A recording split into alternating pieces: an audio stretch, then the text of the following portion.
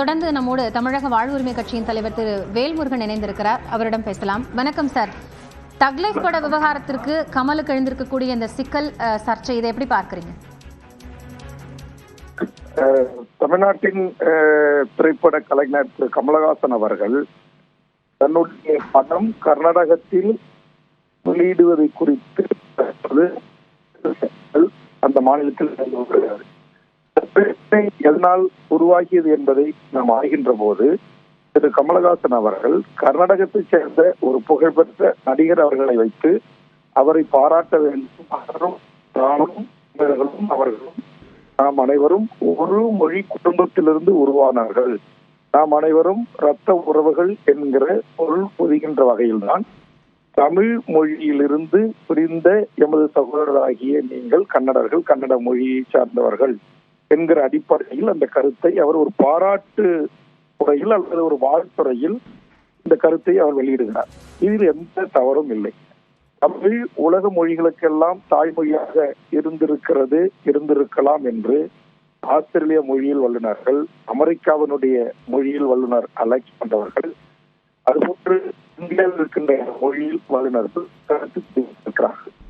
தற்போது இந்தியாவினுடைய அகழ்வாராய்ச்சி துறையே தமிழ், தமிழ்நாடு, தமிழருடைய பண்பாடு, கலை, கலாச்சாரம், நாகரிகம், தொன்மை, வரலாறு, பன்னெடும் காலம் வாய்ந்ததை உறுதி செய்திருக்கிறார்கள்.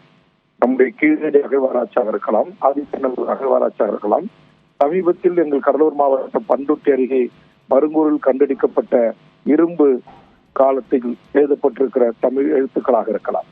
ஆக ஒரு உண்மையான ஒரு செய்தியை ஒரு இந்தியாவின் புகழ்பெற்ற ஒரு கலைஞர்களை பாராட்டுகின்ற முகமாக அந்த கருத்தை தெரிவிப்பதை பெருந்தன்மையோடு ஏற்றுக்கொண்டிருக்கலாம். அதை தவிர்த்து ஆண்டு கொண்டிருக்கிற காங்கிரஸ் அரசின் முதலமைச்சரும், பாரதிய ஜனதா கட்சியின் எதிர்கட்சி தலைவரும், துணை முதலமைச்சரும், அமைச்சர் பெருமக்களும் எங்களை அவமானப்படுத்தி விட்டீர்கள், எங்களை அசிங்கப்படுத்தி விட்டீர்கள், எங்கள் கன்னட மொழிக்கு இழக்கை தேடி தந்து விட்டீர்கள் என்று கூக்குரல் இட்டு அவர்கள் குதிப்பது ஏற்புடையதல்ல.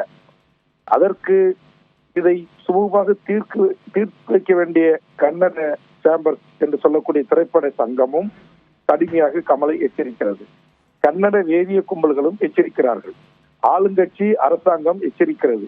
இவற்றுக்கெல்லாம் தீர்வு கிடைக்காது என்பதை உணர்ந்த கமலஹாசன் அவர்கள் நீதி பரிபாலன முறை செய்கின்ற கர்நாடக உயர்நீதிமன்றத்தில் தங்கள் படம் வெளியிடுவதற்கு உரிய பாதுகாப்பு வேண்டும் என்று ஒரு மனுவை தாக்கல் செய்த போது கர்நாடகத்தை சேர்ந்த நீதியரசர் அவர்கள் ஒரு மொழி வழி தேசிய இனங்கள் எல்லாம் பொறுத்து கருத்து சொல்லாமல் நீதியின்பாலும் சட்டத்தின்பாலும் தீர்ப்பளிக்க வேண்டிய ஒருவர், அவர் வேண்டுமென்றே கமலஹாசன் இன்னும் கோபப்படுத்துகின்ற வகையிலும் தமிழர்களை கோபப்படுத்துகின்ற வகையிலும் அவர் தன்னுடைய கேள்விகளை திரு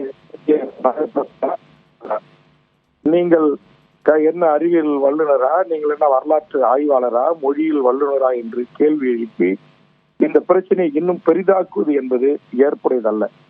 என்னை பொறுத்தவரையில் காவேரி சிக்கல் வருகின்ற போதெல்லாம் அங்கு தமிழர்கள் கொலை செய்யப்படுவதும், உடைமைகள் அடித்து நொறுக்கப்படுவதும், பேருந்துகள் எரியூட்டப்படுவதும், பல்லாயிரக்கணக்கான தமிழர்கள் அகதிகளாக எல்லாவற்றையும் விட்டுவிட்டு ஏற்கனவே 91 போன்ற காலங்களில் வெளியேறி வந்ததையும் நாம் அறிவோம்.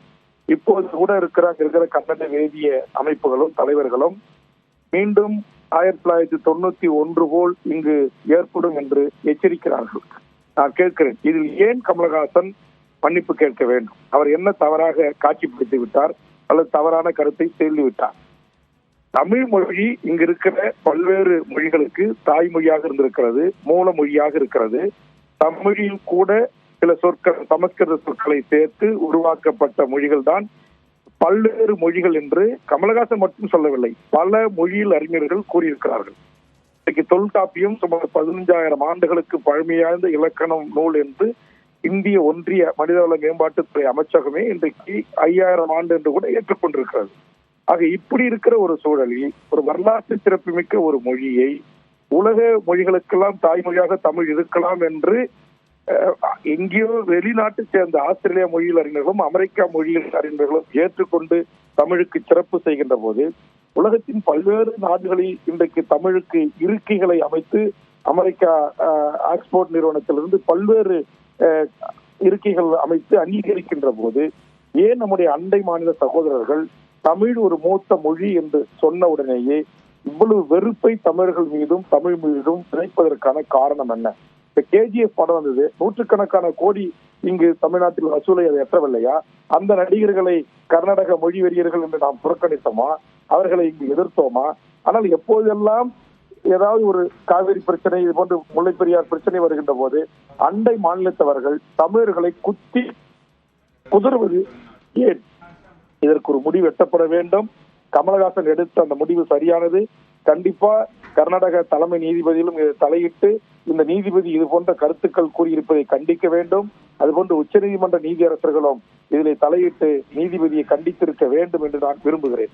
காரணம், தமிழர்கள் எப்போதும் நாங்கள் பெருந்தன்மையாக நடந்து கொள்கிறோம். ஆனால் அண்டை மாநிலத்தவர்கள் கர்நாடகா இருக்கலாம், கேரளாக இருக்கலாம், ஆந்திரத்துக்காரராக இருக்கலாம், தமிழர்களை எப்போதுமே ஒரு கிள்ளுக்கரையாக நினைத்து தமிழர்களுடைய உடைமைக்கும் உயிருக்கும் உத்தரவாதம் இல்லாத சூழலை உருவாக்குவது ஏற்புடையதல்ல. இந்த நிலை தொடர்ந்தால் தமிழ்நாட்டிலும் இனி எந்த ஒரு கர்நாடகத்தினுடைய திரைப்படத்தையும் நாங்கள் வெளியிட அனுமதிக்க மாட்டோம்.